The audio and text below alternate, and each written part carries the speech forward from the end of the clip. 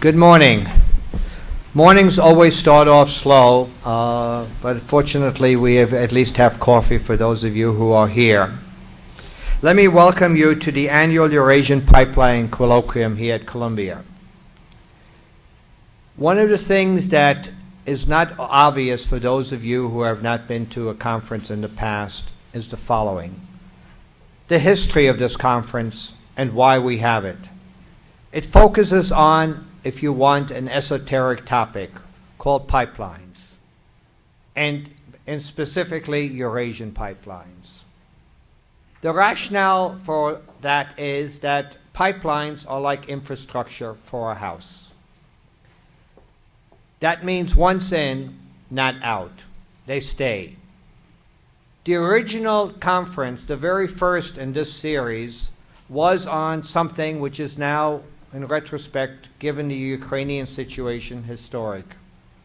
Nord Stream, which was designed by the Russians with the Germans to avoid Ukraine, gas going through Ukraine.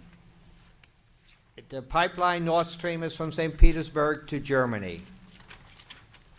And keeping that in mind, one other thought is that the Indus River was a concept which I had a number of years ago of why we should look at pipelines. Despite the differences between India and Pakistan, the shooting wars that they've had, water always flowed in the Indus River. So that goes to the overall concept of this conference. That means Eurasian Pipeline, road to peace, development, and interdependencies. And if you now read the papers, which you cannot avoid, of course, on Ukraine, one of the concepts is that Europe and Russia, or at least Europe, is too dependent upon Russia for its gas. But my concept is interdependency keeps a balance, keeps honesty, keeps rationality within the system, as difficult as it may be. Accordingly, we've had a number of different conferences each year on a different aspect of Eurasian Pipeline.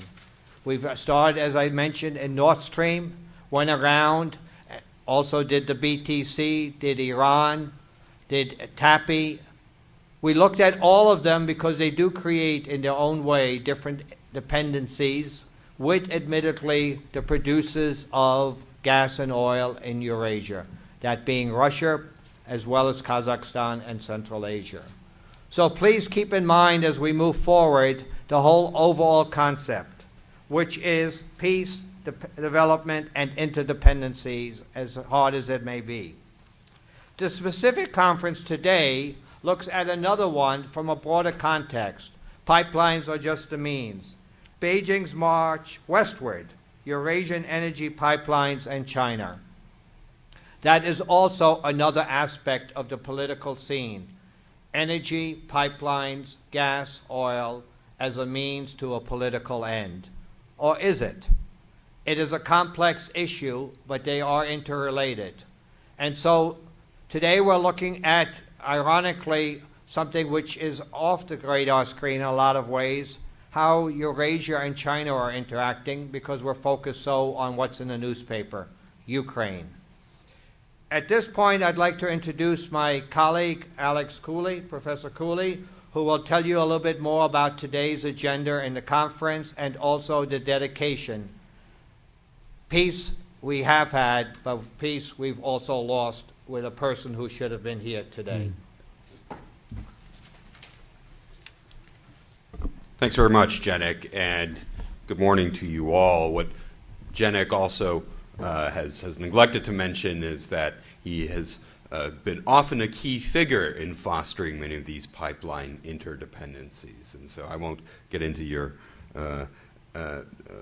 magnificent resume, Jenik, but here's someone who has been involved in major projects like BTC, understands pipelines, the politics, the economics, the personal connections that they foster. And when we talked about doing a China edition of the Eurasian Conference, it struck us that the time was right to really try and get a handle on how this Chinese footprint, to call it that, in terms of pipelines, infrastructure, all the general investment going on in Central Asia, what the potential political, social, and regional consequences might be. So it's a topic I think that's timely. And really there's sort of three areas at the moment that I think are particularly important. The way we've designed the program is, first we're going to talk about China's general sort of economic footprint in the region, in the Central Asian region, the first panel. In the second panel, we're going to get into energy issues of pipelines and bargaining and Russian reactions and so forth. And then third panel this afternoon after lunch, we're going to discuss the implications for Western policy and interests and geopolitical assertions. Let me just say, as you see, this conference is being videotaped, so everything is on the record and will be made part of a searchable and indexable academic commons archive here at Columbia University. But I do think there's sort of three contemporary issues that the pipeline story intersects with. First is China's growing role, not only as an economic giant in Central Asia. I think we all know this, and we'll get some more details on the extent of investment, but actually as a public goods provider in the region, right? I think the Chinese role is becoming one of providing not only investments in infrastructure, but project financing, short-term lending, mediating economic disputes potentially, right? One of the interesting things about the China-Central Asia pipeline is it's 3 joint ventures, actually, right? China-Turkmenistan, China-Uzbekistan, China-Kazakhstan, which makes China the de facto mediator. And of course, China doesn't overtly call itself a public goods provider. It's too careful to do this, and we get into the issue of who provides public goods in the post-Soviet region, right? Russia feels as if it should. And so this is why you have a lot of implicit tension between Moscow and Beijing, especially on economic issues, that especially in the form of the Shanghai Cooperation Organization, Russia does not support expanding its economic role into things like a regional development bank and emergency lending and so forth. And China would like to see a lot of its activities, especially its economic activities, formalized through the SCO. So China's de facto role as a club goods provider, as a public goods provider, is very much a topic that intersects with the energy piece of the puzzle. Second part of this is attitudes towards China in the region, right? And pipelines here are big too. And was lucky enough to be at a conference last year that was organized by 2 of our panelists, Dr. Conway over there and Dr. Kassenova at the table in Almaty, where we looked at Kazakh attitudes towards Chinese investment. And what struck us from that meeting was sort of these 2 contradictory trends. On the one hand, this massive interdependence over the last 5 years, and especially an acknowledgement of its beneficial impact on Kazakh development by senior Kazakh officials. On the other hand, a palpable spike in public attitudes that we might call anti-Chinese, xenophobic, concerns, and so forth. And so we have these 2 streams. This economic interdependence is also being matched by a backlash. Now, if Alex Peterson were here, right, he would be the skeptic, and he would say, well, yeah, but China has always proved very flexible when it comes to public opinion, right? And if it identifies an area where it can improve, it will improve. It's really the West that's inflexible, right, or Russia that's inflexible in the way that it goes about doing business. And I remember Alex's words of wisdom anytime we ask that. But again, how will the energy part of the puzzle affect broader public attitudes toward China? And then finally, not just because we're the Harriman Institute, but we have to talk about what the long-term impacts of Crimea are going to be on this situation. My own sort of preliminary speculation is that Crimea is going to cut in two very different directions in East Asia, Russian-Asian relations versus Russian-European relations. Like you've already seen, of course, in Europe, redoubling of NATO's efforts, a commitment to the Baltic states, talks of a permanent base, increased rotational forces in and out of Poland. I think there is a much broader and deeper appreciation now of some of the so-called Eastern European states viewing Russia as an actual security threat that longstanding countries like Germany and France can no longer dismiss. I think the part of the puzzle that's more relevant to us that's not being talked about is the impact on the East. And on the East, what I think you're going to see Crimea do is accelerate an already existing trend of Russia really deferring to China and acquiescing to China's greater role in the region. What Steve Kotkin from Princeton sort of once provocatively called, Russia becoming China's junior partner in the region. And that's simply because Russia desperately needs allies and strategic partners at this point. And the Russian elite have made a big point of saying, well, if you sanction us, if the West moves against us, we're just going to turn east. We're going to turn to the strategic partner in China. Russian companies are going to relocate. But this is a trend that has already been happening. It's been happening on Chinese terms, right? So one of the things we want to look at, does this lead, and we'll do so in the second panel, does this lead Russia to be more likely to capitulate on price in gas negotiations with China, right? One working hypothesis would, yes, it would at the moment, just as it probably makes Russia more likely to capitulate on customs unions issues with Belarus and with Kazakhstan, including over the energy re-export business. Russia needs some diplomatic successes and needs some partners, especially at this moment. So I think the broad picture that we have in the region is always the Russian public image is, we do security and China does economics, and this is a perfect fit. It's not a perfect fit. There are some interdependencies there, but there are also some clashes of interests and some values. So that's another issue we want to disentangle. What are the dynamics unleashed by the latest sort of geopolitical development situation?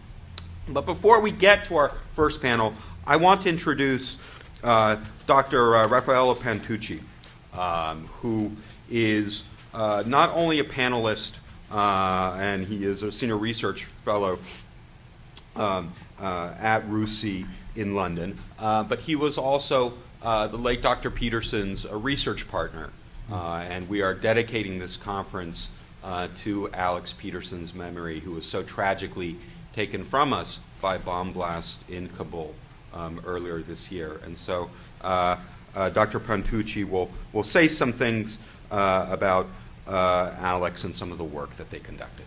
Thank you.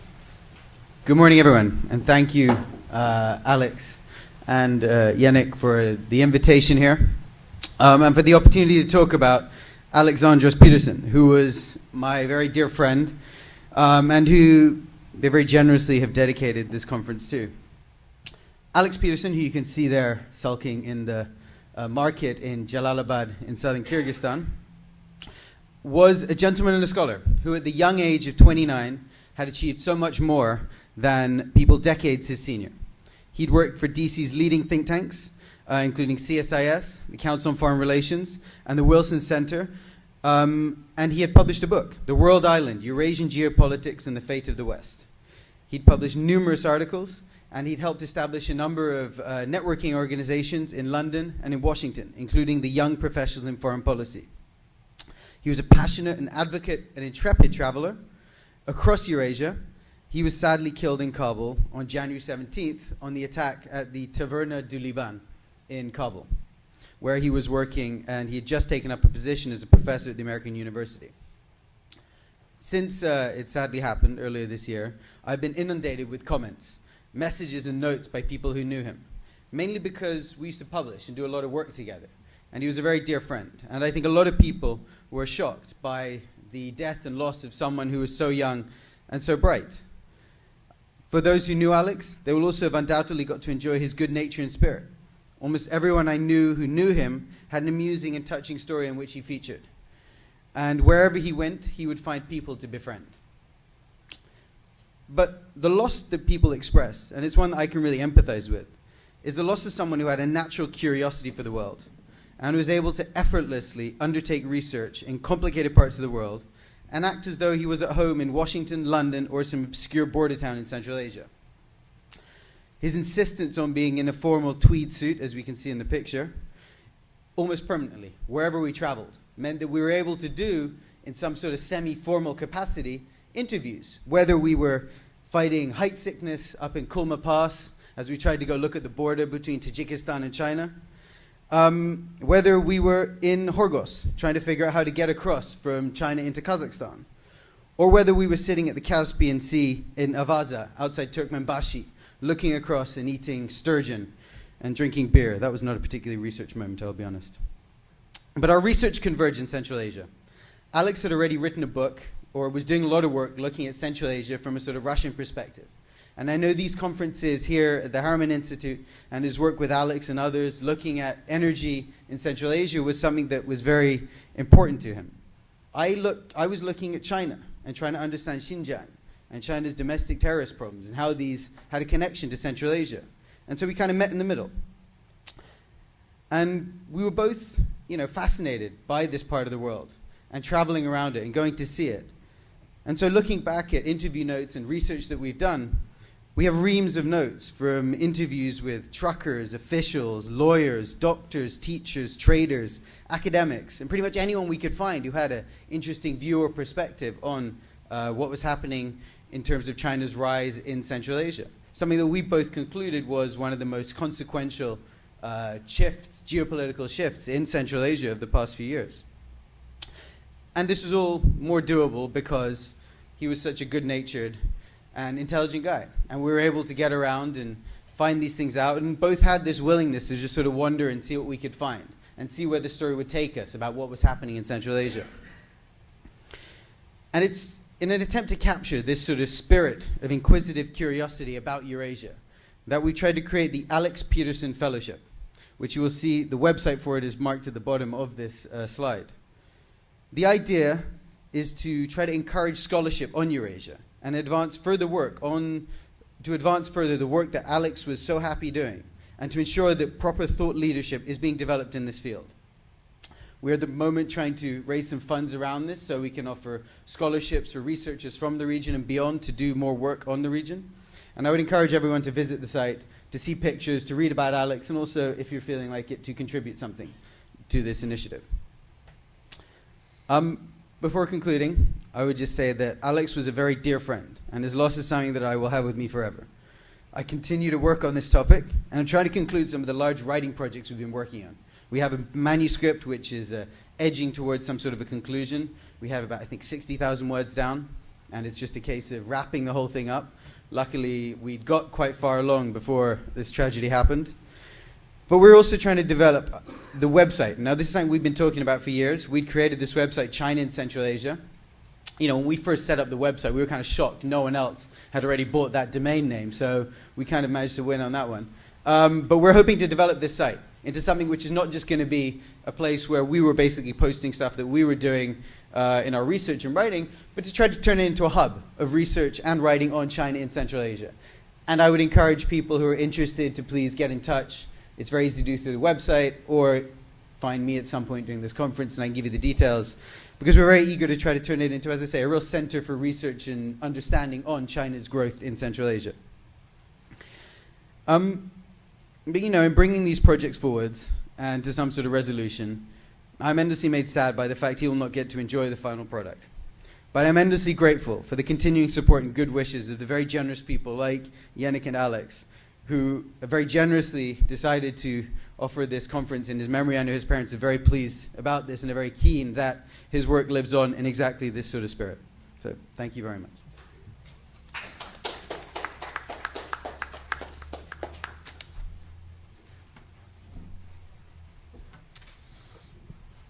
Thanks very much indeed for that. And we are in Alex's spirit, we're now going to shift to our first panel, which is on China's growing economic footprint and energy. And we do have three panelists today. Raffaello will be offering some comments on the general picture of China and Central Asia trends. And then we have two scholars from the region. And actually, we'll go in a slightly different order. First, I'll ask Nargis, if you can go first, Kassenova, who's an associate professor and director of the Central Asian Studies Center at KIMEP University in Almaty. And then after that, Richard Ghiasy, who's research fellow at the Afghan Institute for Strategic Studies in Kabul. We're enormously grateful to Richard also for making the journey over, and he'll discuss China's role in Afghanistan specifically. So we'll have China in Central Asia and Kazakhstan, China, Afghanistan, and then Raffaello will give us some broader overview comments. And as presentation loads up, I just want to share one more intellectual insight that Alex offered us. And really, in some ways, the intellectual origins of this conference can be dated back to him. He had this amazing article, I think it was at informedpolicy.com, after the China-Central Asia pipeline opened, in which he just wrote a piece, Did China Just Win the Pipeline Wars? Right? And he was really the first commentator to come out on the record, and while everyone was so really obsessed with the Western pipeline political battles, right? Nord Stream and South Stream and the Southern Corridor, Nabucco versus South Stream, all this thing, he noticed what was going on in Central Asia and noticed sort of CNPC's displacement of Gazprom and its monopoly, and he flagged it for Western policymakers. So again, he's really been such a pioneer in so many different ways. But I'll turn the floor over to Nargis, who will give us her presentation and view on China's economic role. Okay. Yeah. Thank you very much. Good morning, everybody. It's a great honor to be here. And it's also a great honor to speak at the conference dedicated to Alex Peterson. We were not friends with Alex Peterson, but we met several times, and I was very impressed by how accomplished he was, how articulate, and also how insightful. I remember quite a few comments actually that Alex made, and he was the first one who actually was putting certain things in a certain light. Okay. Well, I was asked to talk about China's apparently growing economic footprint in Kazakhstan, and here's my unimaginative title of the presentation, Opportunities and Challenges. So I tried to spice it up, choosing this format for slides. Okay. So, how does it work?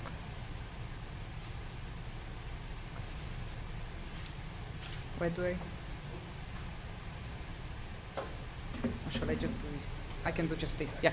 Okay. Here's the structure. We'll talk a little bit about trade, investments, and loans. Then I will go into sectors, most important sectors in bilateral cooperation, which is, of course, oil, gas, uranium. Then non-resource-based industries, renewables, infrastructure, agriculture, etc. Then I will talk about trade and transportation. Then a little bit about competition with Eurasian economic integration, and then very briefly on opportunities and challenges. Okay. So, well, clearly over the last decade, China's economic footprint in Kazakhstan has grown immensely.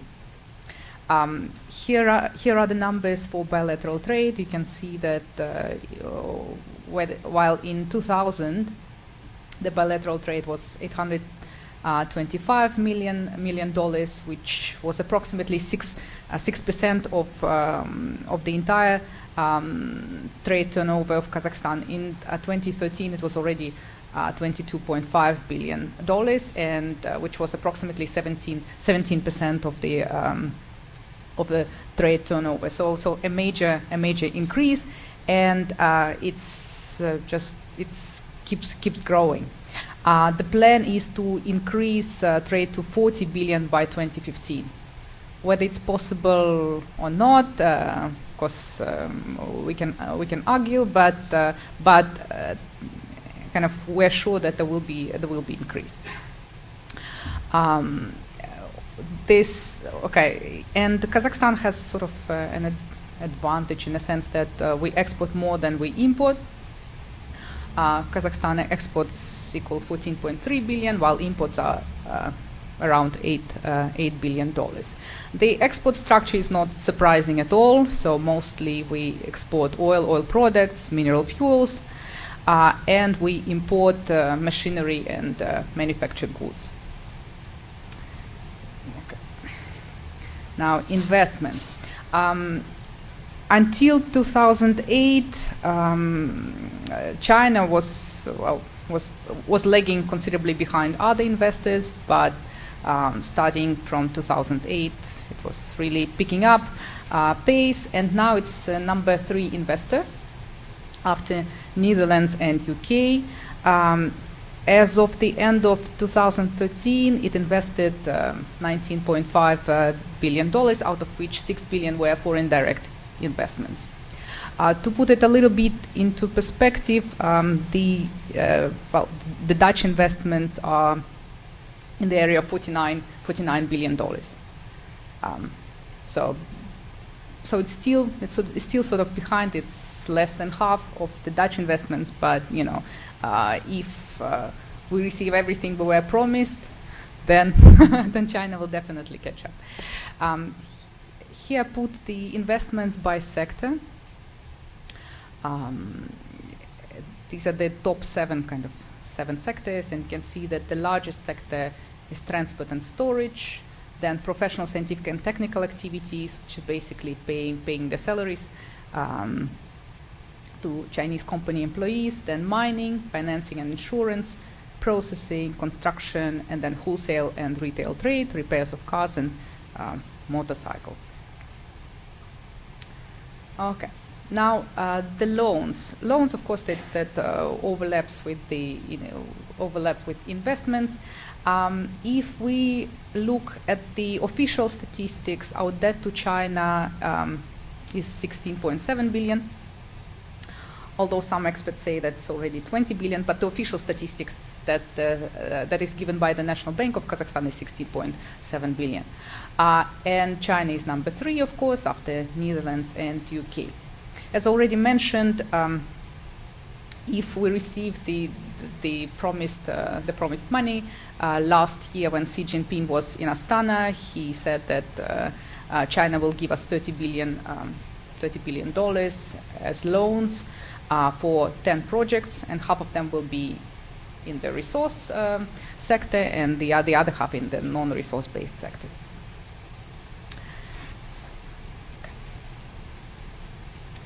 So, let's go by the sectors very briefly. The first sector, of course, since the conference is on pipelines, I'll start with the energy cooperation in the oil, gas, and uranium sector. The march started in the 90s, in the second half of 90s, when CNPC acquired Aktobe-Munaygas. Then, in 2003, Sinopec and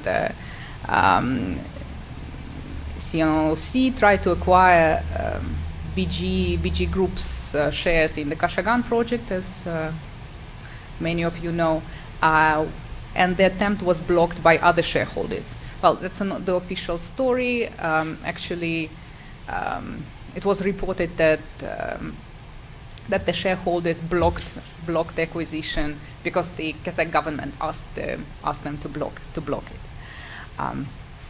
So it didn't work out back then, but later, as we know, it worked. In 2004, there were some. 2003 acquisition. CNPC acquired shares in Severny Buzachi, which is in the Mangostau region. 2004, there were some acquisitions in the Atarau region. 2005, a major story when CNPC bought Petro-Kazakhstan from Canadian, basically from Canadians for $4 billion, and there was a huge amount of money. Basically, it was 1.7 times of the capitalization, which in a way is a typical story for Chinese acquisitions in Central Asia. And very importantly, it entered into joint management of Shymkent refinery. 2009, another major acquisition. CNPC bought 49% of Mangistau-Munaygas, and that's one of the major companies in Kazakhstan. And it's kind of the mechanism of it was quite interesting because it gave 5 billion credit to Kazmunaygas, and out of basically out of this money, Kazmunaygas bought 51% of the company. It's not clear how much CNPC paid for this 49%, but kind of the reports are that around 1.4 billion dollars. 2013, last year, another breakthrough. CNPC buys shares in the Kashagan project that ConocoPhillips originally wanted to sell to the Indians, to ONGC. Once again, the mechanism was that the Chinese were giving money to Kazmunaygas, and Kazmunaygas bought the shares from ConocoPhillips and then sell the shares to CNPC, making $500,000 of profits in the process. Okay. So why Kazakh government chose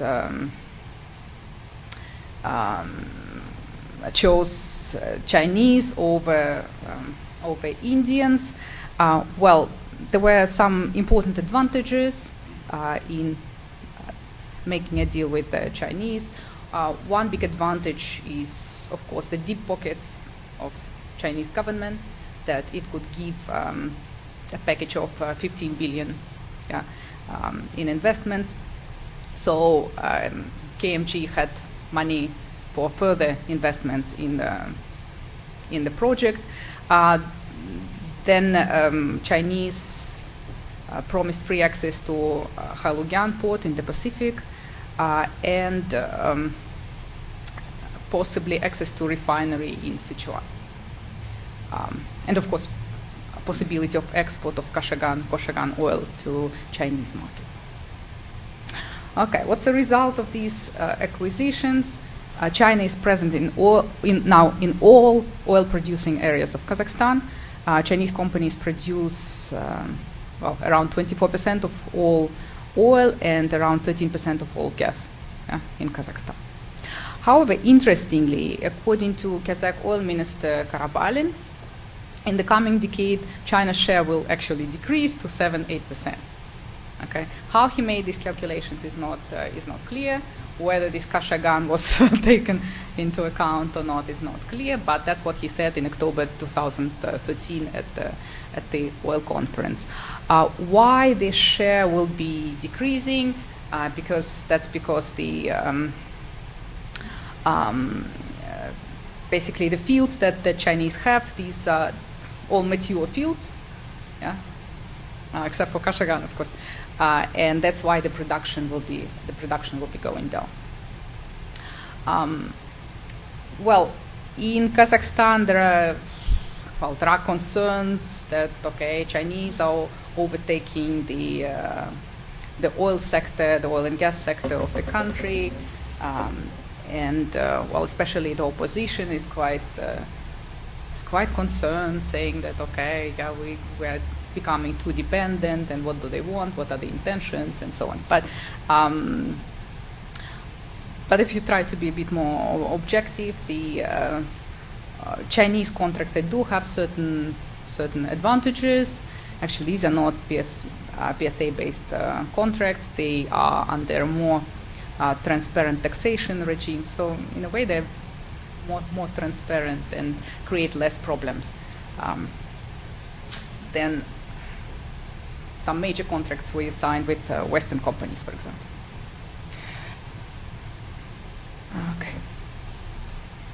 Okay, now uranium well, we signed Kazakhstan and China, Kazakh company Kazatomprom, with the Chinese Guangdong Nuclear Power Group Holding signed a strategic cooperation agreement in 2006. In 2007, this company acquired shares in 2 uranium facilities, Irkoli and Semispai, and I will not talk about it much because I think Raffaello is gonna talk about it. But the aspiration is Kazakhstan's aspiration is to acquire full enrichment and processing cycle, and then also start building fuel reactors and sell them to China. Okay, now to more maybe interesting area, Chinese investments and our cooperation with China in the non-resource-based sectors of the economy. The emphasis in the late 90s, 2000s, the emphasis was mostly on cooperation in the energy sector, and that's what was mostly happening.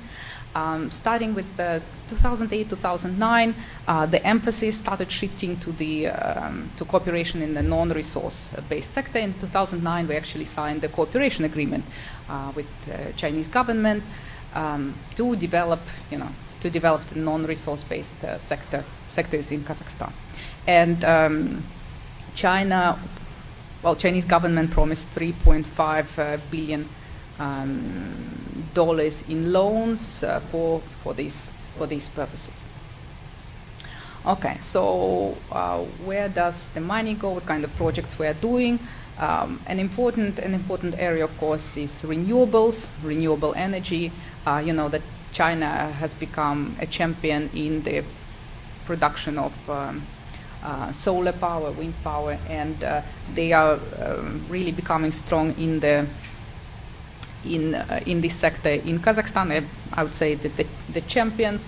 The biggest project so far is Moynak hydropower plant, which was completed in 2012, and there are a number of others solar and wind power projects. Some of them actually built with grants from China, so these are not even loans.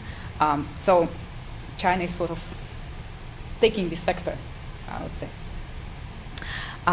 And why they're so successful? If you compare Chinese companies and Korean companies, we have a competition of Chinese and Korean companies in this sector. Chinese build much faster.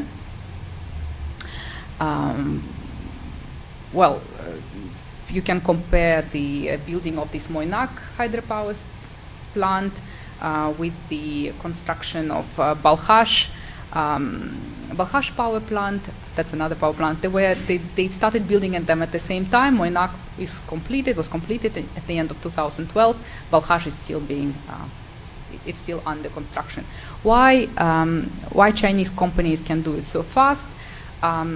Because it's easier for them to attract financing.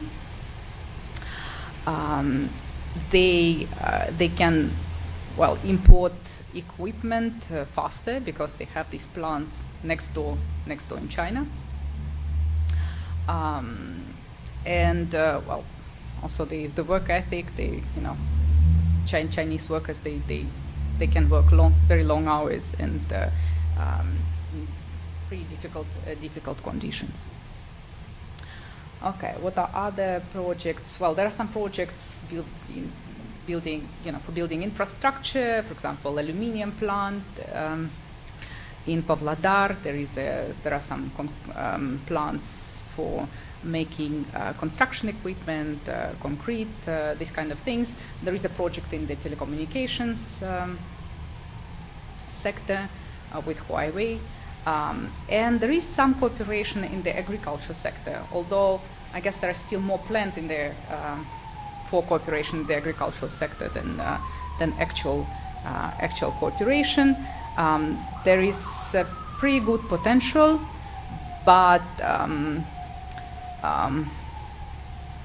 this cooperation and lending land to Chinese agricultural companies, it's a bit controversial in Kazakhstan.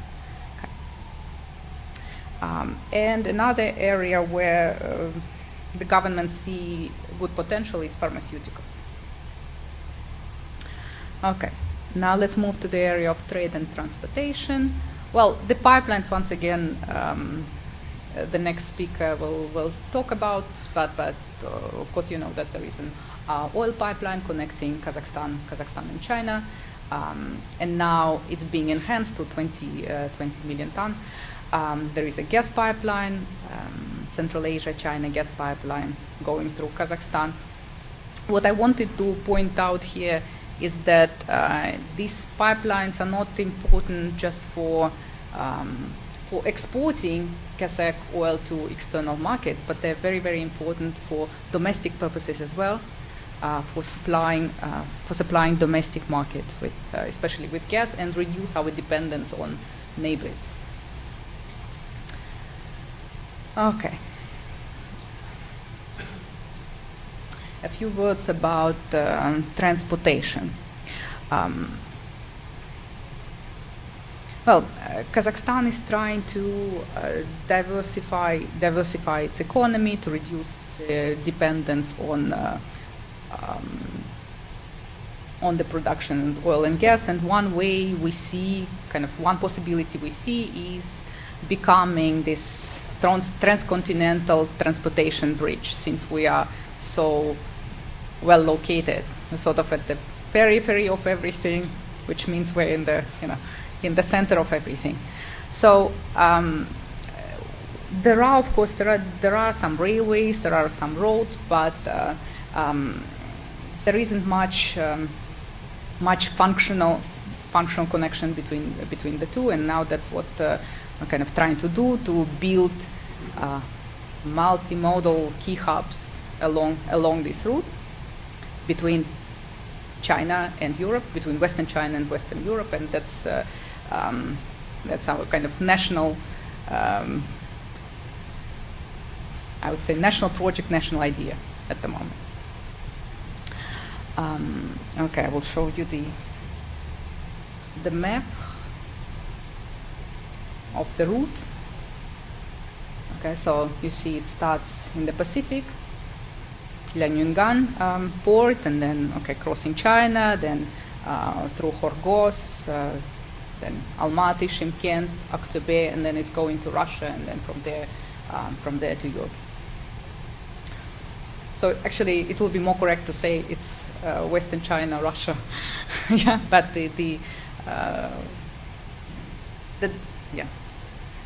Okay, we want to have a connection to Western Europe.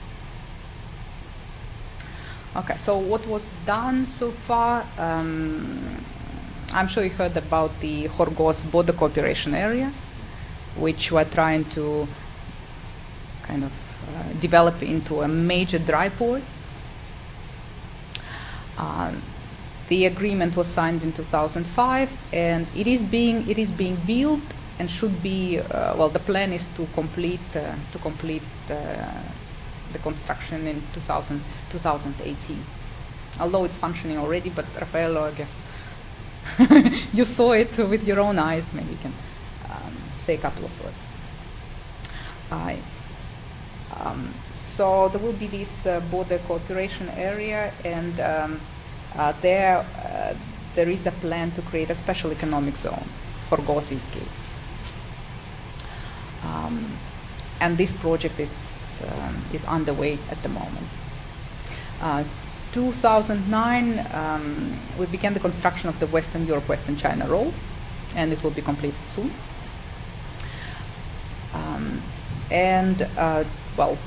The next big step, December 2012, launch of the transportation of commodities along the new railway border entry, often called Horgoz. And very interestingly, last year started the construction of the Kazakh-Chinese logistics terminal in the Chinese port, Lianyungan.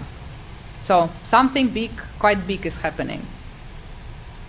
And the potential is there. The hope is that part of the traffic that is going from China to Europe by sea, it will go through Kazakhstan, and this route is shorter. Okay, in terms of time, at the moment, mostly, well, the commodities from China go to Europe, and on the way back, the containers are mostly empty, but maybe they can be filled with these high-end, kind of high value-added products that need to be delivered quite fast. So we'll see how it goes. It will be interesting to to see what implications this will have for the rest of Central Asia as well. If Kazakhstan develops this route, will it take away, divert trade going through other Central Asian states? Okay. I have 1 minute to talk about competition with Eurasian Economic Integration Project. I'm sure you are aware about the customs union that we have with Russia and Belarus, and now we are working on the development of the common economic space with the freedom of movement of commodities, capital, labor, and so on. And the plan is to launch also the Eurasian Economic Union in January 2015. Perhaps we can discuss later how the Crimea events will affect these projects. I think the impact will be quite negative because Central Asian states are quite worried now about the implications of having closer integration with Russia, both for political reasons and for economic reasons, because by having such a brawl with the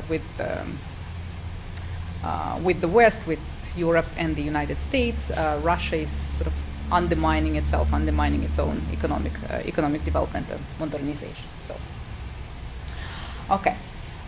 So we have this Eurasian economic project, and as some argued, one of the main goals of this integration project was actually to slow down the Chinese expansion into Eurasia, including Central Asia. So, well, what is China doing with this regard? China got a bit concerned with these projects going on, but publicly they were not saying anything. But you can see that if you look at the actions and at the proposals they were doing, China wants to push its own integration project. Yeah? Well, in a nutshell, this project is about creation of a free trade zone in the SCO space. And the proposals along these lines were done for quite a while, and the latest was, of course, when Xi Jinping visited Central Asia, and in Astana he made a speech and proposed the creation of the Silk Road economic belt that included building transport infrastructure, removal of barriers to trade, swap of currencies, and so on. At the moment, we're in an interesting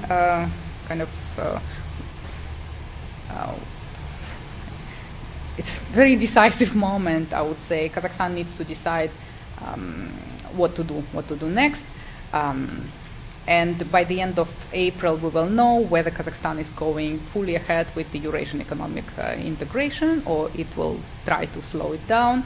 Whether we join WTO before this Eurasian economic union is launched. In principle, we almost completed our negotiations in WTO session, and of course, if we join WTO session, that's a good thing for China, because China is a member of WTO. If we join WTO, that will facilitate cooperation. Okay, opportunities and challenges. Well, of course, China is this growing economic cooperation with China creates both opportunities and challenges. And actually, well, the major challenge and also an opportunity is related to diversification or lack of diversification. Yeah? As some argue that with China, we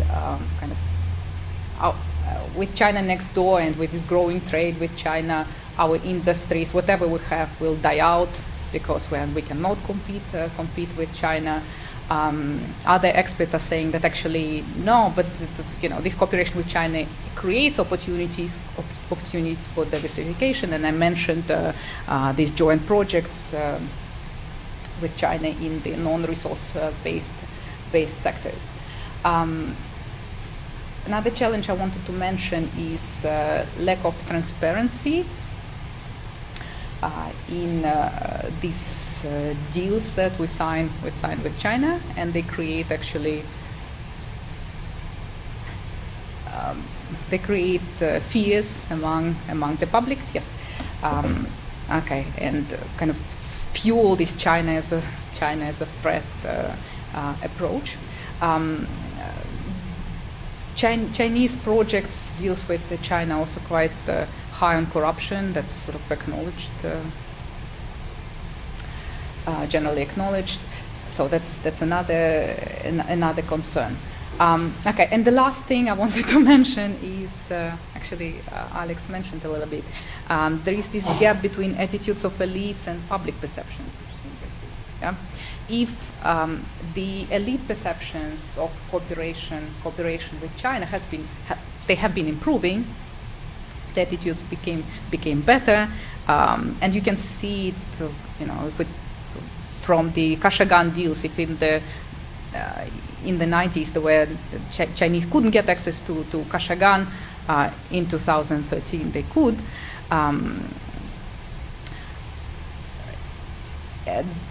Well, so if the elite perceptions are getting better, the public perceptions, the perceptions of common people are actually worsening. Yeah? And here are the results of one survey made in 2011, where in 2009, 21% of respondents said that China is a threat. In 2011, we have 32% of respondents seeing China in this negative light. Okay, and I'm over time. I'll leave you at this. Thank you very much.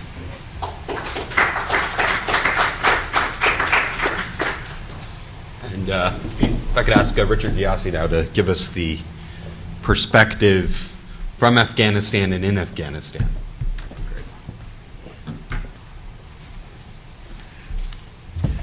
Morning, everybody. First off, thank you, Alex, Jenik, and the team for having me among you.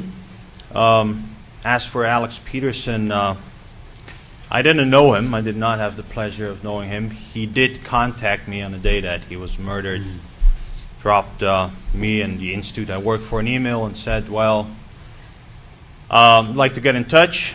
And I proposed to meet up that same week. This was around 2 p.m. on a Friday afternoon. And very sadly, he was at the wrong place at the wrong time some 4.5, 5 hours later. I will talk about China's broader economic involvement in Afghanistan. I'll shortly touch on Central Asia as well. And as I do so, it will mainly be from a somewhat more development perspective. There's kind of a joke, and with jokes normally people, well, if they do laugh, they laugh because it's either funny, it's true, or a combination of both. But Afghanistan is seen as an incredible or unique bridge that links the Middle East, links South Asia, Central Asia, and to an extent the Far East, except nobody uses the bridge. And some say, well, perhaps they use it when it rains, but not even that so far. And obviously it has potential for pipelines, which is actually not my turf. There are peers here among me who will speak about TAPI, for instance, later on, who are involved in this and can speak in more detail. My presentation has roughly 3 parts. One is China's general foreign policy in the region, Afghanistan specific. After that, I'll look into their 2 largest investment projects, try and update you on that. And finally, I'll refer to potential.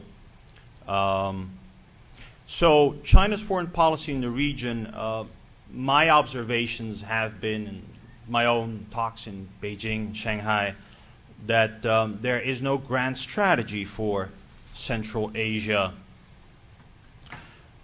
The primary reason is that there's a strong lack of second-track knowledge.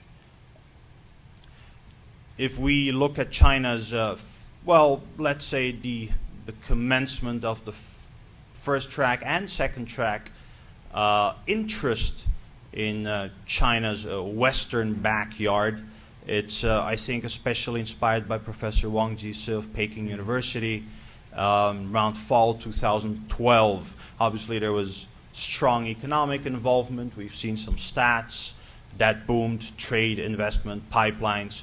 But on the first and second track level, it's relatively young. China also tends to lack enough expertise on the region. The scholarly body is relatively small. I do have to say that they're expanding this scholarly body at an extremely impressive rate.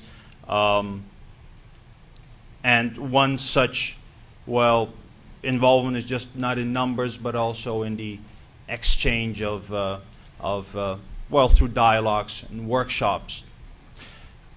When they look at Afghanistan, I mean, on a second track level, I think on the first track there's generally limited knowledge. On a second track level, Afghanistan is normally seen as a byproduct of scholars when they try and develop expertise on Pakistan. And they're like, well, okay, so Afghanistan's kind of important there as well. Plus, there's not a lot of competition, so why not try and learn a little more about Afghanistan? Obviously, there's also the security element there in the equation. And as they do so, I'm quite impressed by what they have observed so far. I actually find Beijing, China in general, to be very introspective on their own development experience. And currently, I've observed that there are emerging, at least, preliminary studies on possibly emulating components of their development experience, places like Afghanistan.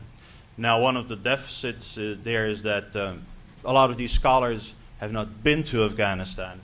I mean, if you look at Jenik here, been there before I was born. Dr. Rubin here at NYU, been there in the 60s, 70s, 80s throughout. The Chinese, unfortunately, had a much more hostile environment in the last few years. So there's that issue, and there's also a lingual barrier. As far as I know, there are no Chinese scholars yet, at least none that have a solid command of Farsi, Dari, and international affairs. Pakistan's relationship with China plays a role as well. Kabul likes to finger point, but so does Islamabad. And Beijing is like, well, I prefer not to interfere, but I kind of know what the solution would be, economic development. And finally, in this first part on the China's foreign policy, Afghanistan, the region, well, they say, what does Kabul want? Was it a very lovely workshop with Raffaello in Doha? And I think the Chinese conclusion was, well, we'd like to help, but you got to tell us what you want, otherwise we'll be dictating terms. So that is important, and I think in the meanwhile, what they do is, well, they'll await the new administration, which hopefully will be a little bit more economically pragmatic, a little bit more visionary.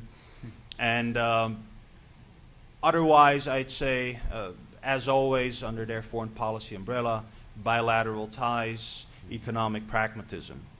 Now, that economic pragmatism is, for instance, there are two investments, one in the Mesainak copper mine, the other one in the Amu Daryal Basin, oil and gas, a smaller project. Mesainak is around 28 square kilometers, some 30 kilometers south of Kabul. I've not been able to go there. I've been near, but not on site, security issues. It is, estimates say, world's second largest copper deposit, some say even world's largest. And the value is estimated at around $88 billion US. They've paid around $3.5 billion US for extraction rights. This money that MCC and JCC paid is now in escrow. That is, at least what MCC said when I met them in Beijing, in Hong Kong, and is obviously depreciating. The promises to, at least in financial terms, to Kabul are around $800 million in royalties and around $60 million in annual taxes for a period of roughly 30 years. However, this largest investment in Afghan history ever, the Chinese haven't extracted even 1 gram of copper, and there's been a few issues. One of them is communication. Not Kabul's long suit. I'm second track, so I can have the luxury of being a little bit more blunt. The other one is, so the communication basically was, I would say the feasibility, the Chinese said, well, it was the feasibility of a train track, the feasibility of supporting energy plants, and Kabul had understood that they'd built that anyways. The other one is, well, allegedly, whenever you have a copper deposit, there's a large chance that you have a gold deposit in its vicinity. So apparently some sources say up to 30% is gold, so that changes things. Obviously then we have the security component, we have a logistical component, how do you get it out of Afghanistan? Then we have an archaeological component with the Buddhist site created before Jesus Christ walked the earth. It's a large site, it's extremely fragile, it's just very hard to transport it anywhere else. Excavation would probably take up to 20 years. So that is an issue. Then we have operational water scarcity. Apparently for extraction of copper you need large quantities of water. So in conclusion for the Mes Aynak mine, I think you could say that there's been a lack of risk analysis from the Chinese side. I was in Beijing just before coming here, and they have embarked on a path of analyzing on a per nation basis, and they showed me the maps and the book work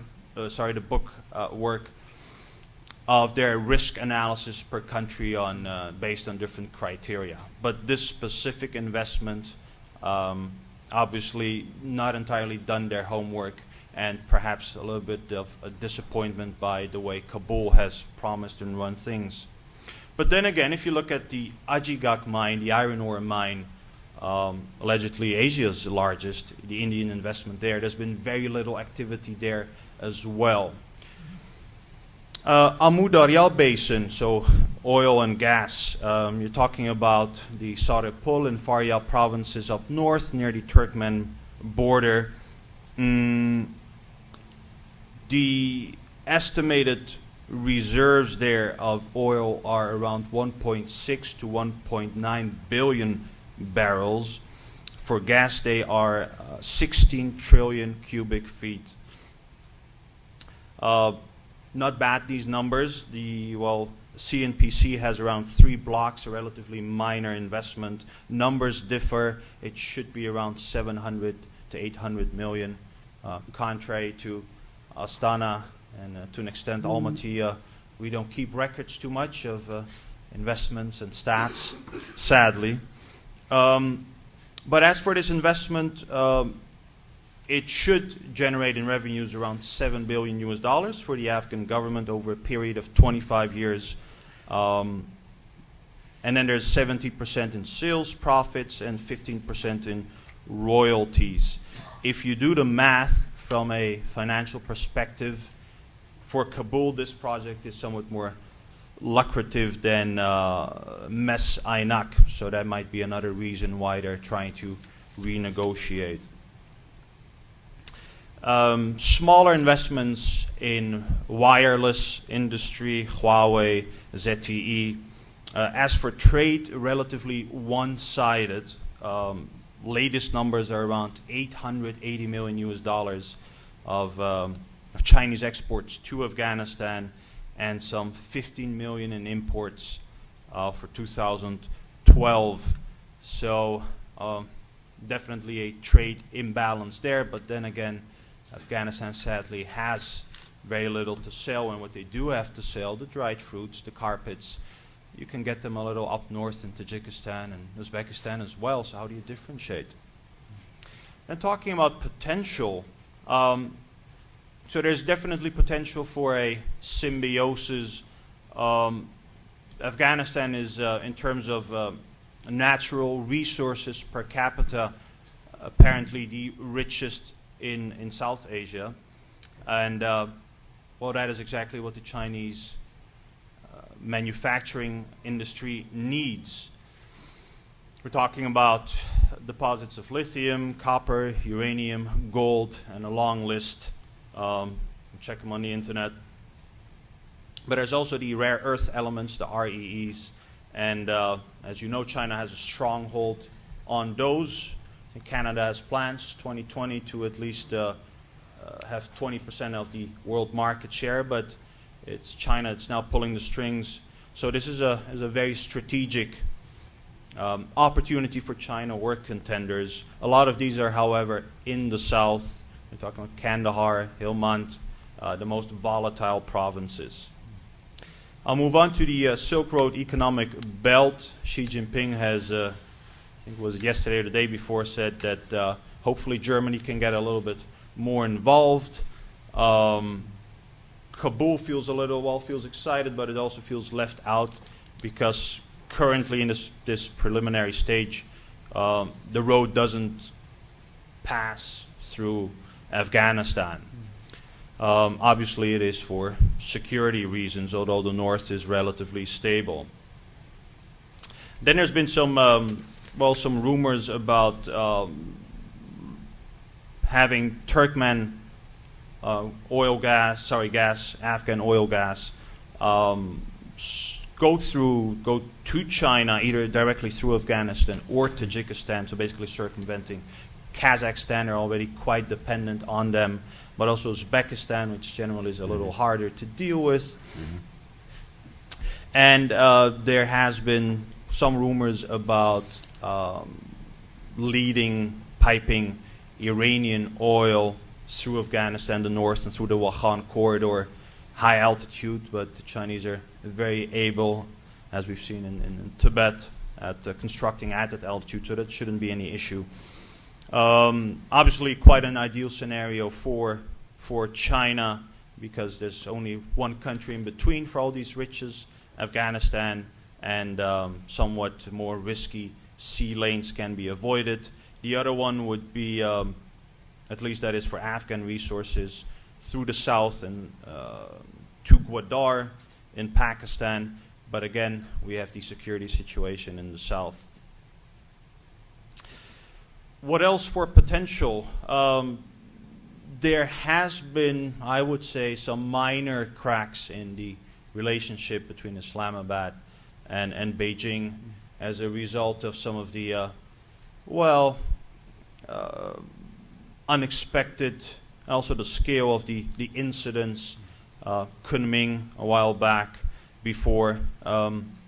They are perceived to be trained in places like Afghanistan and Pakistan, and Beijing is starting to worry that perhaps the economic development agenda that they're pursuing is not working fast enough, or at least not in depth enough for them to, desert at least pockets of the population destruction and move towards construction.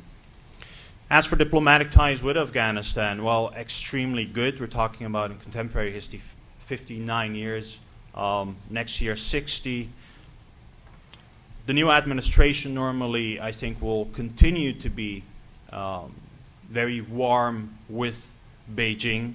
Karzai had an interview with China's Reuters, Xinhua, just earlier this last week, and he's expressed again that China is an incredibly important neighbor and will continue to be so in the new administration. China is obviously awaiting how this new administration will look like, what they believe in, and whether the BSA will be signed with the U.S. They have clearly indicated that they are in favor of having this BSA signed. But there are signs, I think, that they are starting to get more involved. Hosting the Heart of Asia process in August in Tianjin is, I think, a sign of political symbolism there. And there's been an increase, first and second track, of exchanges. China's Foreign Minister Wang Yi visiting Kabul just a while back. Before that, a while back, Zhou Yongkang, security head. So these are very positive signs. I tend to agree with Beijing when they say that, well, they see extremism and terrorism often as a product of poverty. And whereas most analysts in the world, especially in the West, tend to focus on the security situation, I think to draw an analogy, security goes together with economic development. So if we take a bike, you have two wheels. You need both wheels, economic development and security, to turn. Now the direction of that bike is obviously determined by the rider of that bike is determined by the government, by new leadership, also how fast they go and how they'll drive. So there is definitely potential there, but I think it would depend more on Kabul than it will depend on Beijing. Beijing still has to formulate a strategy of how to deal with one of the world's basket case countries and one of the world's largest puzzles that the international community has been working on, but has so much difficulty in solving. Thank you very much. Richard, thanks very much, and also thanks for bringing up Professor Ghiasy's formulation, which is what inspired the title of this conference, and I neglected to mention in the introduction, and the March Westward. And just as background on this, this is a paper that came out that talked about the opportunity that China had to go to the West, to Central Asia and Middle East, in discussion in the context of the U.S. pivot or rebalance to East Asia. So what Dr. Ghiasy was saying, that now since the U.S. was refocusing on East Asia and creating a set of contested environments there, China would do well to pivot westward to an area that the U.S. was vacating. And of course, at no part of this paper is Russia mentioned, which seems sort of a very revealing and odd kind of formulation. But anyway, the March Westward is something our own conference drew inspiration from. Raffaello. Okay. Thank you, Alex, and Jenik again. I've already said something about Alex, so I'll leave it at that. Alex Peterson was a very great friend. And a lot of the research and commentary that's in my presentation now is drawn from work that we used to do together. I will touch briefly upon Wang Jishi's fascinating March Westward sort of concept and paper, because it's one that I have friends at Beijing University, and I've asked them what was his sort of theory behind doing this whole strategy. And one of the funny things is I think that we underestimate how much it was, in part, a reaction and a sense that China was getting too obsessed with America's Asia pivot. And a sense that China was forgetting that, you know, not all relationships go towards the United States. China has a lot of other border countries. And I think part of Wang Jishi's formulation was to say, okay, let's remember that we have all these relationships to the West. And I think also we have to remember the time period and the context that we're talking about, which I will come to in a minute, which is really based around the problems and difficulties that they've been having in Xinjiang. So the central thesis of my sort of presentation here, which will be quite a broad one looking across at China and Central Asia, is that China is the most consequential actor, increasingly the most consequential actor on the ground in Central Asia. It is through infrastructure, through development of cultural links, through development of diplomatic links, through development of a whole array of different relationships, slowly rewiring Central Asia so that it no longer flows all the way to Moscow as it used to before, but now very much goes towards Urumqi and ultimately Beijing. But why is China doing this? And I think this is the other component of the March Westward, which is important. It's to understand that when China looks at Central Asia, it is fundamentally looking at Xinjiang. Xinjiang is its westernmost province. We're talking about a province which accounts for about a sixth of China's landmass, has, I think it's 1.5% of the population. It has huge onshore natural gas. I think it's about 30% of China's onshore gas. A very high percentage of oil. I'm not sure of the exact figure. I couldn't find a reliable one in time for this presentation. About 40% of China's coal reserves, which is incredibly significant considering China still uses, I think, 70% of its electricity comes from coal generation. And 40% of these coal reserves are in Xinjiang and are largely untapped. So far, China's coal production comes a lot more from Shanxi and Inner Mongolia. The Xinjiang reserves, which are colossal and very close to the surface, have not really been tapped quite yet. But within this sort of giant province, they have this problem, which hasn't really been mentioned yet, so I will mention it, though I'm sure a lot of people already know about this. You have this minority Uyghur population. Uyghurs are a community of Turkic peoples who are much more close to sort of Uzbeks. Their language is Turkish origin. There are large diaspora communities in Kazakhstan and Kyrgyzstan, and even some over in Uzbekistan. And a population of about 10 or 11 million live within China's borders in Xinjiang. And this population very much chafe under what they see as central domination from Han Beijing. And this has led to rioting and trouble for years. It culminated in a giant riot in 2009, in July of 2009, which led to somewhere in the region of 200 people dying on the streets of the capital of Xinjiang. And after that, I think we saw a reorientation of China's, or a refocus of China's policies towards Xinjiang. And part of this was to basically replace something they've been doing for years anyway, which is to try to improve the economic climate and economic investment within the province. Pouring huge amounts of money from other parts of the country, from the sort of wealthier parts of the country, into the province and trying to develop the province's infrastructure. And part of this was, well, if you're going to develop the province, you have to develop the area around it for this province to be able to trade with anyone. Xinjiang and Urumqi is very far from the Chinese coast. I remember being there in 2012 and meeting with some local Xinjiang officials who were very proud. I was there as part of a sort of British delegation. They're very proud to say, we are the closest big Chinese city to Europe. And physically speaking, they are. And in fact, if you were able to get good roads going from Urumqi all the way over to Europe, you would probably be able to get there quicker than putting it on a boat by sending it all the way to the coast and then on a boat all the way around the world to European markets.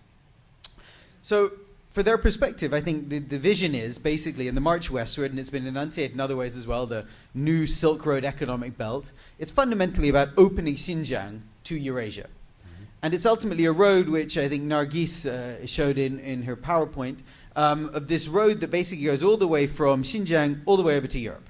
And it's really a question of seeing this as reconnecting. And I think that's a bigger vision that I think Xi Jinping is trying to enunciate when he talks about the Silk Road economic belt and trying to sort of develop and open Xinjiang. And this really is what underlies China's interest in investment into Central Asia.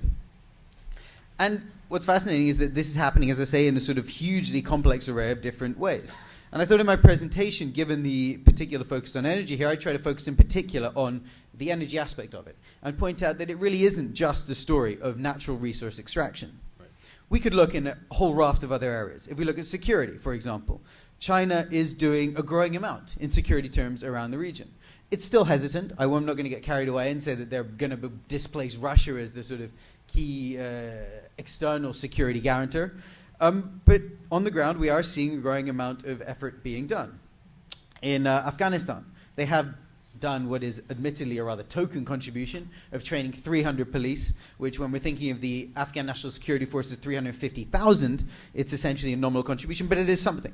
In Kyrgyzstan, which is, I think, a fascinating relationship which I've been looking at in greater detail, and in fact, me and Alex were in Bishkek together in November last year trying to look at some of these questions. We're seeing how China is starting to play an increasing role in Kyrgyz security questions. They've had long-standing links with the Interior Ministry, with the sort of local security forces, but they are now doing these sort of joint training exercises called the Tianshan, and they've done at least 2 of them in the past year or 2.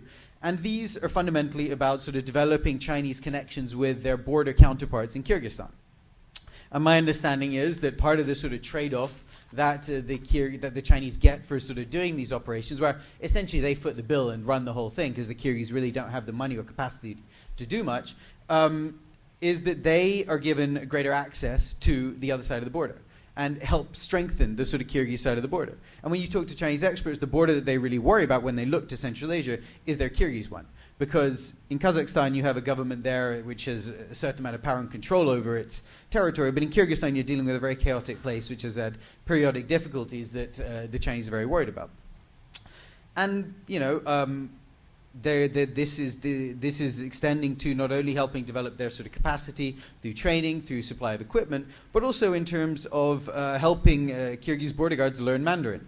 They've had long-standing connections with the foreign ministry and with the president's office in Kyrgyzstan in terms of training officials there to speak Mandarin, so therefore they'll be able to interact with their Chinese counterparts more. My understanding is now this extends into the interior ministry, and there's a training program for border guards to go to Nanjing and learn Mandarin for about 11 months out of the year. And I met some of them on a plane from Dushanbe to Bishkek, and they were very excited about the fact that they got to find a white guy who could speak Mandarin to. So that's on the energy side of it. I think on the geopolitics side, it's one that we've all know a lot about and seen a lot about, and this is talking about organizations like the SCO. But we're also seeing China talking with India about what is the sort of regional play that they can do in Central Asia. I think the relationship with Russia is a very complicated one that I think will feature repeatedly throughout the day, in part something that's spurred on by what we're currently seeing happening in Crimea. But then if we're talking about economics, trade, and infrastructure, and I think Nargis touched upon a lot of this in her presentation, but it's fundamentally built around this concept of the Silk Road economic belt. And really, Chinese investment is stretching across the whole gamut of issues, of areas in economics, trade, and investment in Central Asia. And then even over to the cultural side. I think it's an increasing feature of most Central Asian elites that their children will now try to learn Mandarin or get sent to Chinese schools. Confucius Institutes are showing up in various places around Central Asia, and I think a lot is sometimes exaggerated about how much these entities are really, vehicles for some sort of covert Chinese influence in the region. Having visited almost all the ones in Central Asia, I can tell you they are mostly peopled by scholars from Xinjiang who are told, you are going to Bishkek for a year to teach the locals Mandarin. Most of them don't particularly enjoy it. Though it's funny, though, I must say some of the ones I met there, they enjoyed the pace of life that they would find in Central Asia and enjoyed the fact that these cities were a lot calmer, even though they found the sort of security side of it in terms of, getting around Bishkek at night being something that they were quite concerned about.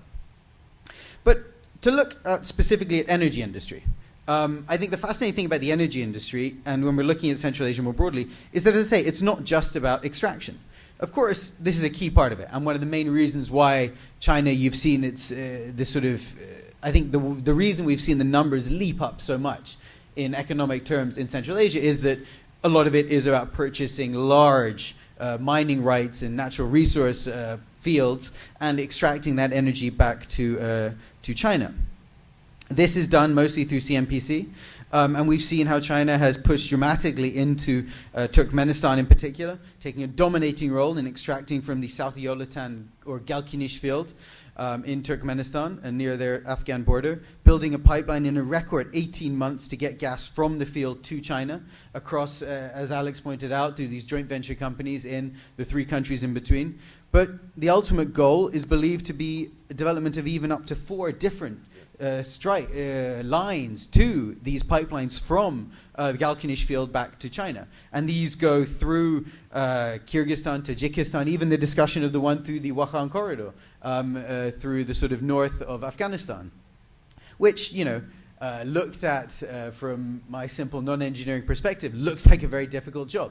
But having spoken to people in the Chinese companies, they say, yep, no, it's a real thing that they're really thinking about doing and actually implementing. It remains to be seen if it actually happens. But I think it's a genuine sense of trying to push it. And there's even some talks of trying to develop a cross-Turkmen pipeline to go from the fields or to link basically the Caspian inland. The idea being that maybe CMPC could try to access the dust for untapped offshore Turkmen fields. The Turkmen part of Caspian. In neighboring Kazakhstan, and Nargis went into this in a lot of detail, we're seeing a similar game playing out, where China was very early into buying the old Soviet fields up in Aktobe and connecting those by pipeline to China, something that was done in record time, as well as purchasing a growing percentage of Aktobe Munay gas. We've also now seen that China has been allowed to purchase a piece of the Kassenova field, which, as Nargis again pointed out, was something that they didn't get a chance to do in I think it was 2003 when they first tried to do it, and it was sort of publicly rejected. This time around, they were sort of given the rights to do it. Though, as I think was pointed out in the Wall Street Journal the other day, it remains to be seen how great an idea this was, considering how expensive Kashagan has been so far, and so far hasn't really produced much of anything. But I think within Kazakhstan, and I think this is something which is laid out very clearly in Nargis's presentation, the energy question and the Chinese energy relationship is really not just about this extraction and extracting these energies. They're also doing investments in solar and wind. They're also trying to develop sort of uranium and trying to extract uranium. China currently has, I believe it is around 15 nuclear reactors in the country. It has a further 26 that are under construction. And the idea is, I believe, to have somewhere in the region of 100 by about 2030. At home, they only can produce enough uranium to account for, at best, 25% of this. Kazakhstan is one of the world's largest uranium producers. This is a country, and clearly, is it the first one? Is that number one? Okay. So Kazakhstan is the world's biggest uranium producer. Thank you, Nargis. And it is clearly a place where China would want to mine and and sort of develop this capacity. And in some of the other countries in Central Asia, we're seeing how China is increasingly moving into the extractive industry there. In Tajikistan, CNPC entered into a joint project with Total and Tethys last year to develop the Bokhtar field, which has reported volumes as high as 3.22 trillion cubic meters of gas and 8.5 billion barrels of oil, something that has the potential to completely alter the sort of economic face of Tajikistan, and one that CNPC has been engaged in from the beginning. In Uzbekistan, during Xi Jinping's recent visit, deals were signed by CNPC to start to potentially extract gas, exploit some of the gas condensate fields that are in Uzbekistan, and to try to develop that capacity, as well as creating these pipelines to connect Turkmenistan through Uzbekistan into China. And then I think that, and this is an interesting aspect which Alex in particular was very keen on talking about, was this idea of a lot of these pipelines are going back to China, but they are building spurs that offer the potential for China to become a supplier in the region as well. And when you're looking at some of these countries like Kyrgyzstan and Tajikistan, which at the moment does not have much of a domestic supply of hydrocarbons, you could see an interesting situation playing out where you're seeing not only CNPC being the major extractor sending energy back to China, but also potentially being a supplier in the region, which is a fascinating development which will really sort of transform, and we will see almost a sort of total displacement of Russia's Gazprom in particular's role within the region being completely displaced by China. And then, as I said before, the story doesn't just stop at extraction or local supply. If we look at China, the China Development Bank has done a number of different loans in the region, but thanks to CDB loans and Chinese workers, Kyrgyzstan now has a refinery in Karabalta, which had been producing, though I understand it now seems to have stopped due to local environmental issues. There have been reports that China is planning on building a refinery in Tajikistan. And there have been talks that even CNPC is going to develop a refinery up in northern Afghanistan to help find a way of refining the oil that it's extracting from its Samudariya field, which at the moment it hasn't really been able, I think, to find a home for. Well, that was the latest report I'd heard. Though finding out information from what is happening actually on the ground in Samudariya is incredibly difficult. I've heard contradicting reports on the field starting, stopping, going, producing, where the oil was maybe going on it. But the idea of doing a refinery up there is something that seems potentially far-fetched, but when we think about China's interests and China's intentions for the broader region, does potentially happen. And then we can see China taking the lead in building other parts of energy infrastructure as well. In Tajikistan, there have been discussions that Chinese companies might be able to help build the mythical Rogun Dam and help increase the hydropower capacity of that country, though there has been some difficulties there given the relationship with Uzbekistan. But what we do know is that on the ground, in January, TBEA completed and turned on a thermal power station just outside Dushanbe, something that has a huge impact on the city of Tajikistan, or the capital of Tajikistan. Tajikistan has historically had a huge problem being so reliant on hydropower. It is reliant on importing electricity from its neighboring countries. And so you had parts of the winter where the capital city would go dark, or big chunks of it would go dark. The president's palace remarkably stayed lit up all the time. But the construction and completion of this power plant, this thermal power plant just outside Dushanbe, means that you now have a sort of direct supplier for the capital all year round. And the success of this seems to mean that TBA is now potentially exploring building a similar power plant up in Hujand, up in the northern part of Tajikistan as well. In Uzbekistan, there's been discussion not only, as I said, signing various contracts in terms of doing gas extraction in the country and in terms of pipelines, but there's also been talk of developing production of photoelectric panel factory with Chinese companies in the Navaoi investment park. There is also a plan to manufacture solar thermal collectors, and China has been trying to help work with the solar furnace sites that Uzbekistan has. The Holly Group, another Chinese company based primarily out in Xinjiang, I believe, are also working with local partners to try to improve the Uzbek gas metering system. And this is really about, helping reconstruct. In a way, again, this is about China displacing Russia. Russia has sort of decided to really not put a huge amount of investment into the old infrastructure, sort of rely on the sort of vestigial Soviet infrastructure that sort of connected everything back there. The Chinese, in helping rebuild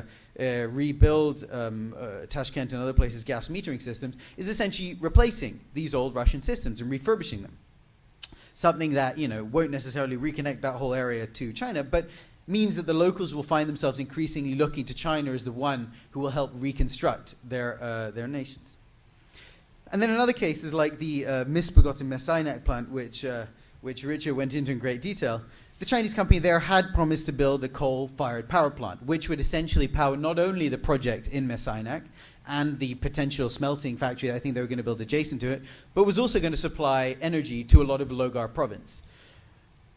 The point is that we are seeing China push into Central Asian energy that is pushed really across the board. It really touches upon every different aspect of it in terms of domestic capacity, in terms of domestic production, in terms of domestic infrastructure, as well as linking it back to Central Asia. But is there a plan to all of this push by China into Central Asia? And I think this is where I would agree with a lot of the earlier discussions that it's not entirely clear that there really has been some strategy that's been drawn up. There is clearly an economic trend, and there is clearly a vision that has been enunciated by Xi Jinping, the Silk Road economic belt. And this is one of the many sort of economic corridors that the Chinese have been trying to develop and have been focusing on. And it's one of the ones which seems the most sort of advanced when you look at it sort of practically on the ground. But while this vision has been articulated, there is little evidence of a coherent strategy in the actual implementation. Throwing vast sums of money at these countries is not really a strategic approach. But what's fascinating about it is that it does have the impact of completely changing a region. Because while for China these are relatively small sort of sums of money when they're put into the sort of bigger picture of Chinese external investment and Chinese external interests, regionally to these Central Asian countries, this is a huge thing. But it also has interesting implications for China's relationships with Russia. And there is a question about how all of this will be affected by what's going to happen in Afghanistan going forwards. I think Beijing clearly doesn't have a strategy of how it wants to deal with the region, but it's increasingly finding itself in a position where it has to play a role and do more in the region. There is still some hesitation about how they are trying to do this. And I think part of this is a product of the xenophobia and the sort of sense of concern and the pushback that Chinese companies and Chinese investors find when they go into the region. In Kazakhstan, it has been mentioned before, there is a very sort of palpable sense of xenophobia, a sense of concern that sort of China is coming, is going to take over everything and sweep sort of Kazakhstan under the carpet in some way. In Tajikistan, I can't tell you the amount of people who told me that, did you know that the Chinese are marrying all our women? And yet I could not find evidence of I didn't see any mixed-race kids running around, and I didn't see any mixed-race couples. But it sort of plays into the national mythology there. In Kyrgyzstan, there is the same sense of concern about this. And you find regular problems that Chinese investments have when they try with locals who are angry that they are perceived to be not getting the payoff, who are angry at the fact that the Chinese companies are coming in with their own workers, and they are perceived to be not getting the jobs. And then even in Afghanistan, where I think an interesting, Richard mentioned a discussion we had in Doha recently. I think one of the interesting aspects come out of that was our Afghan participants all expressed a certain amount of anger at China's perceived hedging, or the fact that China was just kind of sitting on this Messainak project. I think there's a perception in Afghanistan that China's just kind of blocking this from being developed by anyone else. The contract was one of the first ones signed in, I think, 2007, and nothing has been done. The workers sort of will occasionally appear and be evacuated, Some buildings go up, but they're, ramshackle little huts, and no actual production is happening. And so Afghanistan isn't going to benefit from this. And I think this is an anger which I think the Chinese are finding. I think the Chinese are beginning to realize this as well. And they're adapting to this local context. Afghanistan is a slightly different, which I'll deal with in a second. But if we look at Kazakhstan, what's interesting about China's interest there is the relatively low profile they do try to adopt. Having been to all the Central Asian capitals, I can tell you that in the most fascinating place to go to, or the most fascinating one, which was in the capital, was in Aktobe, where there is this long-standing Chinese investment. China's long been one of the major economic investors in that city and in that local economy. And yet, you couldn't really find Chinese workers or Chinese people wandering around, even though there were lots there. And at our hotel, we asked at the front desk, when me and Alex were doing this research, we always try to find Chinese restaurants. You go to Chinese restaurants, and not only will you get a good meal, but you'll also get to find Chinese people, and you can get to encounter and experience what is kind of happening on the ground. And we asked at the front desk, where is the local Chinese restaurant? Because there has to be one, because there's such a big sort of Chinese economic investment. And the restaurant, they sort of called the manager and said, no, we don't really have one in this city. They said, but there's a Korean restaurant you can go to over there. Will that do? And we're like, well, no, but, okay, fine. And then we walk out of our hotel, walk around the corner, and lo and behold, there is a Bank of China and a Sinopec restaurant adjacent to each other. But that was it. They weren't very clearly marked. The only reason it was visible was because I know what the Sinopec logo looks like, and it was sitting there in sort of big and bold, but there was no writing about Sinopec being there. So it was a very sort of low profile. And, I think this is partially because, I'm sure it's because China realized that there is a lot of pushback. A lot of Kazakhs I spoke to in the city of Aktobe would complain about the fact that they couldn't get jobs in the Chinese company. And they would say how if they did get jobs, they were, the low-end stuff. They couldn't do the engineering stuff, which they perceived was of greater prestige and wealth. And so China is kind of finding ways of adapting around these. So I will end briefly by touching on Afghanistan, which I think is the big question which hangs over a lot of Chinese interests in the region. I think Afghanistan is in an interesting way, in an odd and unlucky position when China's looking westward, in this Chinese march westward. And I think that's partially because when China looks westward, it's really about developing Xinjiang. Now, if you're developing Xinjiang, you're trying to develop economic trade corridors. And at the moment, the two economic trade corridors go one up through Central Asia, to Kyrgyzstan, Kazakhstan, into Russia, ultimately to European markets, and the other is down through Pakistan. And in that kind of V, in the middle of it, sits Afghanistan and Tajikistan, in fact. And you have high mountains, which are difficult to pass, roads that are not open all year round. And so it's easy to see how actually the economic logic of this march westward does not need to include Afghanistan. It can kind of go around. However, the problem is that if Afghanistan collapses back into chaos and starts to become a net exporter of instability again, it will undoubtedly have an impact north and south, and this will destabilize this entire economic vision for developing Xinjiang through these two sort of corridors. But the problem is that at the moment, China is very uncertain about what is going to happen in Afghanistan. I think they've only just begun to realize that the West is really going to leave this year. And they still aren't even totally sold that it's going to be a total withdrawal and that the US isn't still going to remain a pretty influential and powerful actor on the ground. But the result has been basically a big, what I would argue, is a hedge. And you can see this in all the different aspects. They are doing something in almost every field in Afghanistan to maintain a substantial presence, but they are not really pushing themselves to become the major sort of guarantor or the major investor in the country. On security, as I mentioned before, after Zhou Yongkang visited, China promised to train 300 police.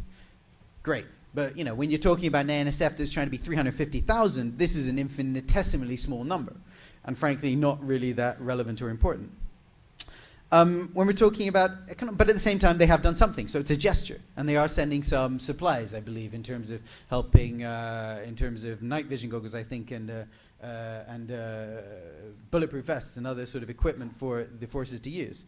I think on economics, we can see how these two big investments that Richard talked about in some detail, the Messainak deal and the Amudarya oil field, they're ones where, certainly the Messainak one, I would argue, is one that the Chinese have kind of been hedging on.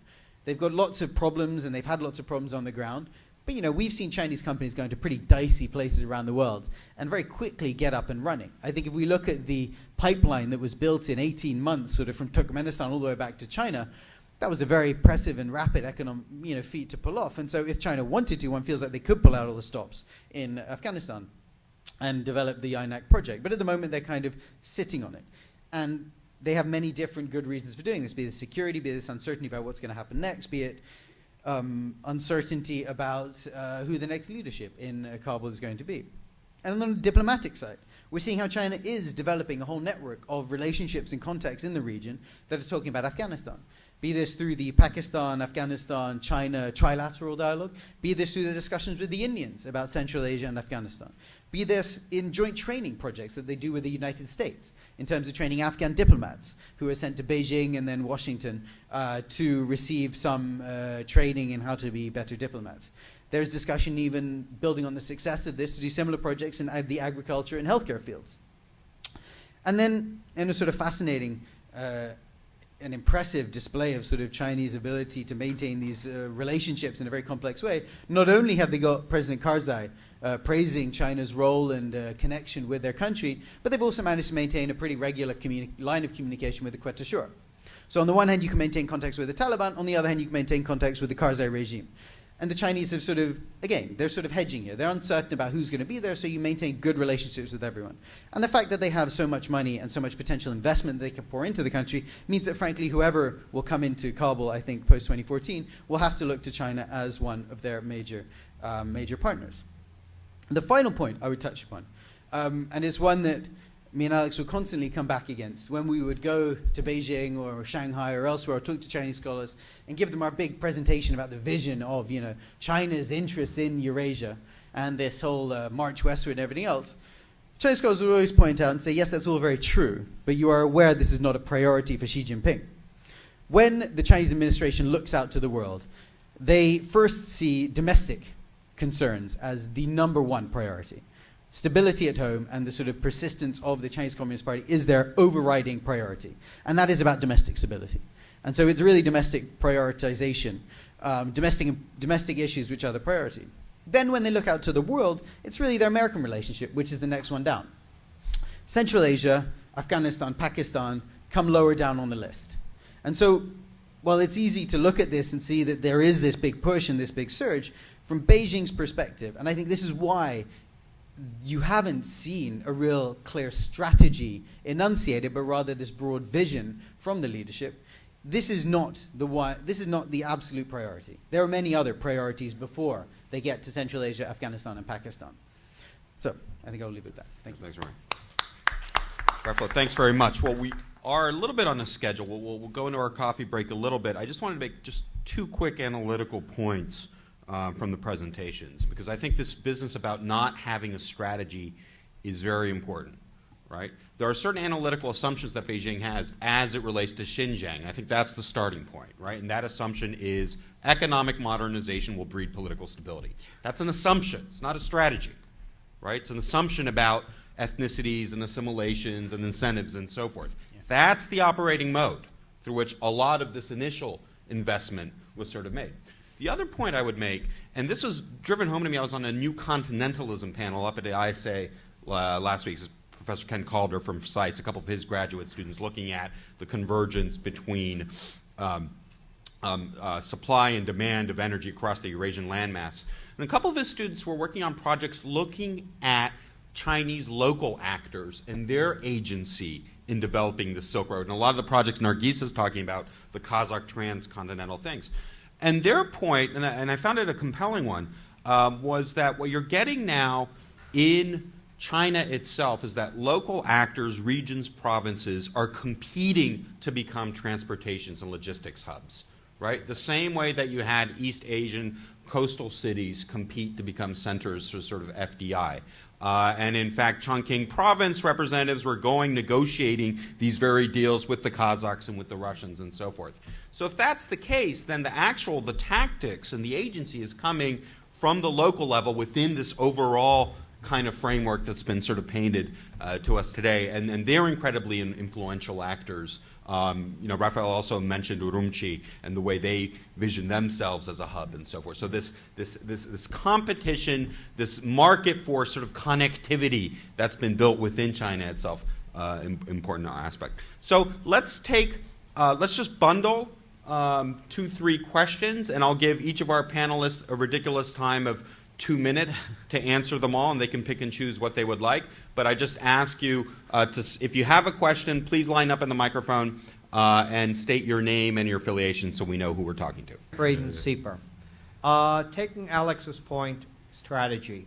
Do we really need a strategy? Isn't it just normal to have chaotic development if you want? Trade routes, everything. But one thing which is kind of the geopolitical issue right now is Crimea/Ukraine. And one is we're looking at China going west. What about Putin saying Lisbon to Vladivostok?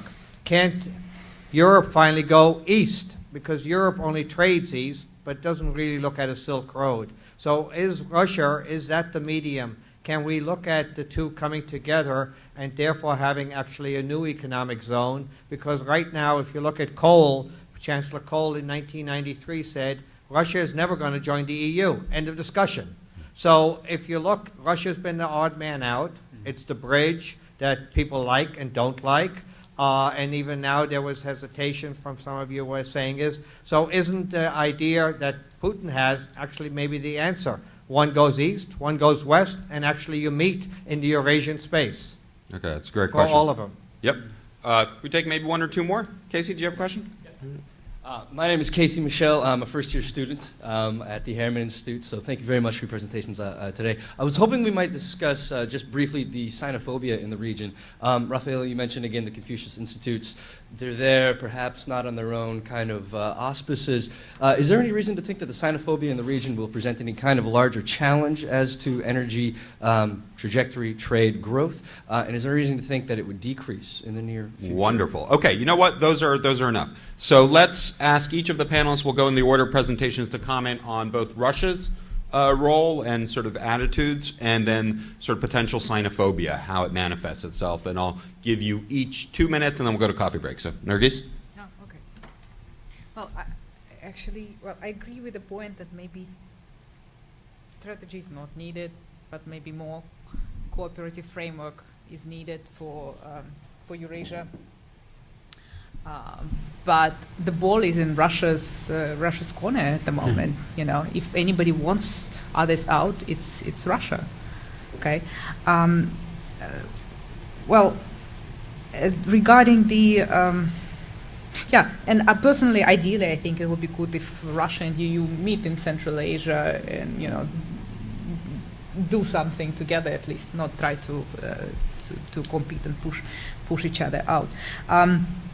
The Russian project of being a transcontinental bridge, it is in competition with what we have, what we are trying to build. Okay, and I think it's underplayed in our media that actually there are two projects. Okay, our project is going to Russia, but of course it skips the Siberian part, and that's going to the Pacific via Russia. And who is going to be first? And personally, I think that we have an advantage at the moment. Okay, I will give. Yeah. That's good. Richard? Okay.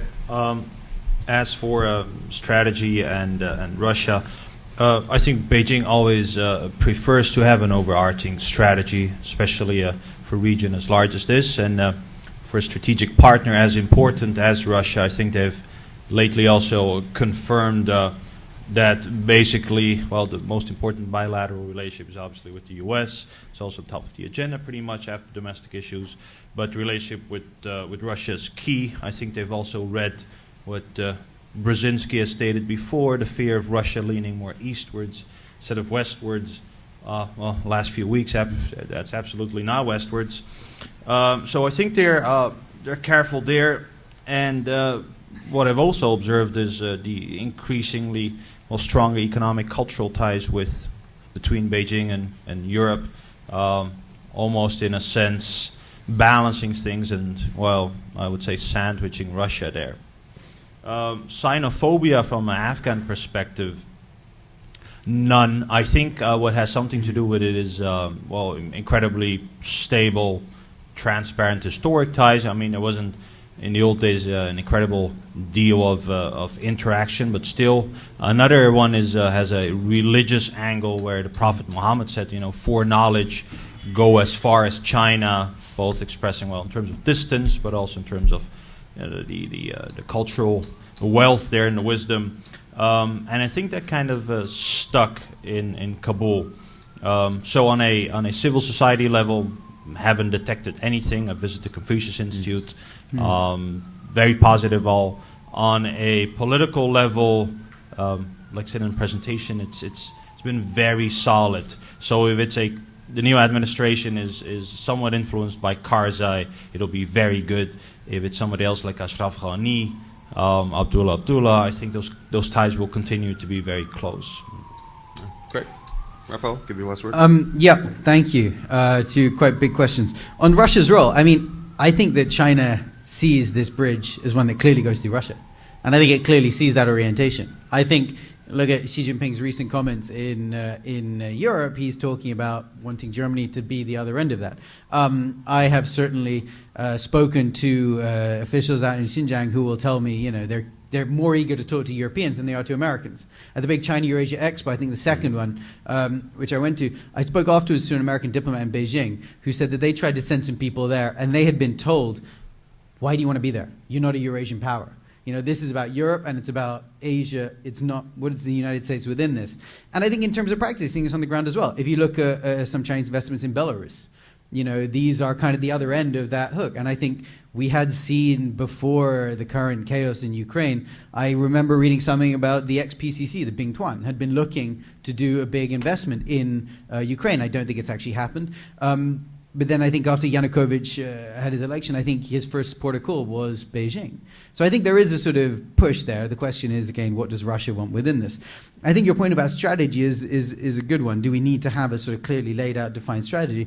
I think Chinese experts I've spoken to, after Xi Jinping's big speech at Nazarbayev University, where he kind of talked about the Silk Road economic belt, they will point to that as the strategy. They'll say that's the vision, that's the strategy. The point is, I think, from our perspective, from a Western perspective, you have things a little more detailed than that. But I think they're like, right, we've sketched a path. The leader said, go west. Well, we go west, and then they'll figure out the details along the way, which will have, as you point out, a sort of chaotic implications, and that's just how we'll sort of work out. On the xenophobia point, very quickly, I think it is one that could have the potential to be unsettling for investments there. And I would say look at Kazakhstan and the agriculture deals, which were meant to go ahead. There was a big land purchase or land loan in 2009, which Nazarbayev announced and then never happened because of the public protest against it was so substantial. So I think there is a potential for this sort of problem, for xenophobia to really pose an actual problem in terms of the Chinese investments there.